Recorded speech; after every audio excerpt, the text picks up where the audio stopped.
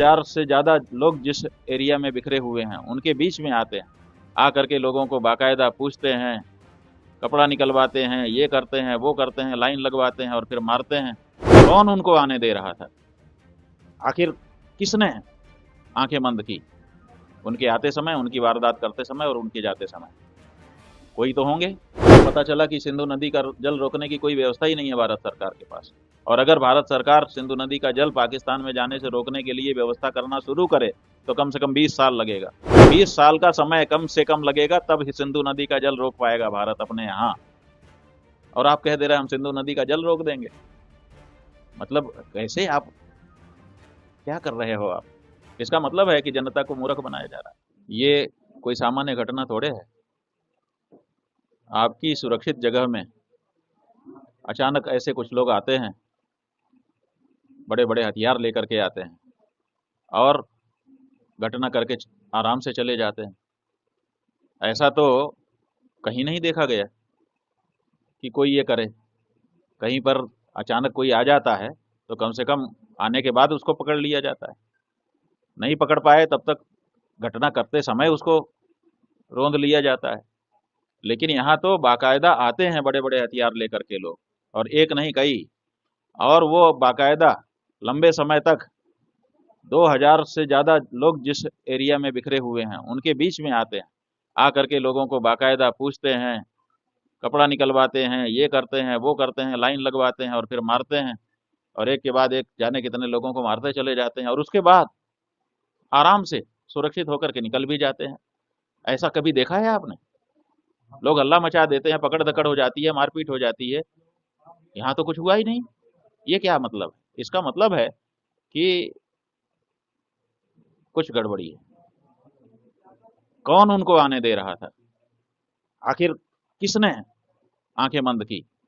उनके आते समय, उनकी वारदात करते समय और उनके जाते समय कोई तो होंगे। तो सबसे पहली जरूरत इस समय है कि जो लोग इसके लिए दोषी हैं, चाहे तो दोषी हैं, चाहे तो उनसे चूक हुई है, चूक भी एक तरह का दोष है क्योंकि प्राण गए हैं अनेक लोगों के, तो उनको पकड़ा जाना चाहिए। पहला काम वो होना चाहिए कि ये आखिर ये किसके कारण हो चुका।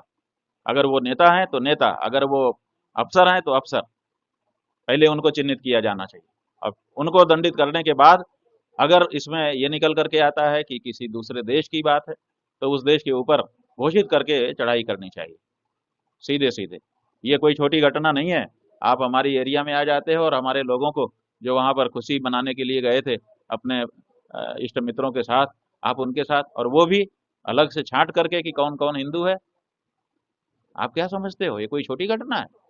तो इसलिए जिन लोगों के दायित्व में ये सब होने दिया गया, अगर उनको नहीं पकड़ते हैं तो हम समझते हैं कि पूरे संसार को इसके बदले में वो नेस्तनाबूद कर दें, तहस नहस कर दें, तब भी हम समझेंगे कि उन्होंने किसी को तो बचाया और जो असली दोषी था उसको बचा लिया।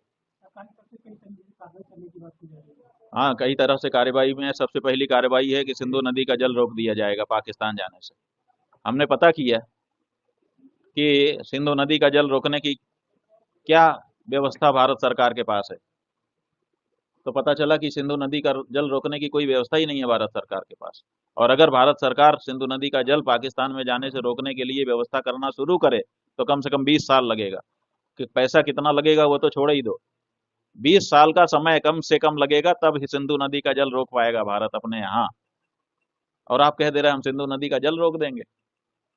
मतलब कैसे? आप क्या कर रहे हो आप? इसका मतलब है कि जनता को मूर्ख बनाया जा रहा है। हाँ, वही तो हम कह रहे हैं कि जिसकी नाकामी है उसको पकड़ो, किसी न किसी की तो है। यही तो हम कह रहे हैं, वो जांच करके पता चलेगा। अगर हम जानते तो अभी तक हम गला पकड़ लेते उसका। हमको सहन नहीं हो रहा है जिस तरह से हमारे लोगों के साथ ये घटना की गई है। खून पूरे 140 करोड़ लोगों का उबल रहा है भारत देश के। किसी को आप मत समझो, सब हर व्यक्ति उद्वेलित है। अगर पता होता कि इसके कारण हुआ है तो अभी तक उसको पकड़ लिया जाता। लेकिन जो उसको बचाने की कोशिश हो रही है, पकड़ने की कोशिश नहीं हो रही है, यही दुख की बात है। कल का जो दुख था वो उनके जाने का और उनके साथ अन्याय का दुख था। आज का दुख ये है कि दोषियों को, जो अपने अंदर के दोषी हैं, उनको पकड़ने की कोशिश नहीं दिखाई दे रही है, बल्कि उनको बचाने की कोशिश।